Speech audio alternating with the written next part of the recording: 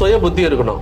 இந்த நியூஸ போடக்கூடாது, சென்சிட்டிவான கேஸ், அதாவது இது கவர்மெண்ட்டை காப்பாத்துறதுக்கு அதுல ஒரு பெண் சம்பந்தப்பட்டது. இப்போ இந்த மாதிரி என்கொயரிக்குள்ள போயிட்டு வந்தா ஜீரோ ஆயிடுவான். கண்டிப்பா எந்த சோர்ஸும் வந்து உங்களுக்கு நியூஸ் கொடுக்க மாட்டான்.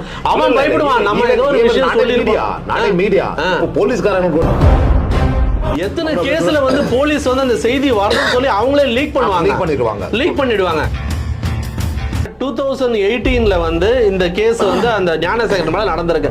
அப்பவே வந்து கோட்டுப்புறம் ஸ்டேஷன்ல ப்ராப்பரா என்கொயரி பண்ணியிருந்தாங்கன்னா அவன் இவ்வளவு பிரச்சனைக்கு அவனை வளர்ந்து இருக்க முடியாது. ஜெயில இருக்கிறதும் தெரியாம இன்னமும் அவன் கடையில போய் ஓசில பிரியாணி சாப்பிட்டுருக்காங்க.